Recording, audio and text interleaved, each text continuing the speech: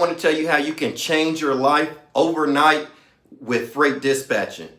Overnight. So the thing is, there's so many owner operators starting their authority, but it's a critical pain point in trucking that a lot of people don't realize. And what it is that really all owner operators are company drivers first. So they come from being a company driver to being an owner operator, right? Driving the truck is still the same, but that owner part, it's a huge difference. It's a huge difference from being a company driver to being an owner operator. So what I realized, and I was new to the trucking industry, but what I realized as soon as I came in, I realized that company drivers were becoming owner operators and they weren't taking the time out to study about owning a business. And it's still the exact same thing right now. Your potential customers, your drivers are coming from being company drivers, and a lot of them do not know how to run a business, right? So that's when you have the perfect opportunity to solve pain points, to solve that pain point of your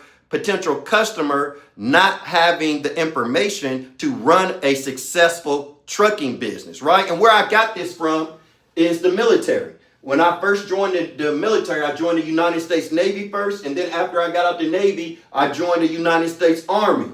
And these two branches do things differently. But the thing about me, when I got out the Navy, I was an E5, and they let me keep my pay grade when I came into the Army. So I was an E5 my first day in the Army. I was a sergeant my first day in the Army. So what I had to do is I had to learn from other people very quickly so I wouldn't look like a dumbass as a sergeant. So people wouldn't be like, what the hell is Sergeant West doing, right? So I had to learn from other people. So that's the exact same thing when I got into trucking. I researched on the internet about how to run a successful trucking business. I looked up all the pain points, the solutions. I looked up how to save a trucking business that's on the verge of failure. And then I started networking with owner operators, and I also learned off of them. So basically when I crossed over from the Navy to the Army and I started to learn off the privates and people who had already been in the Army longer than me, even if I outranked them, I learned from them. So that's what I did in the trucking industry. Soon as I came in, I didn't have a CDL. I had never been in trucking before,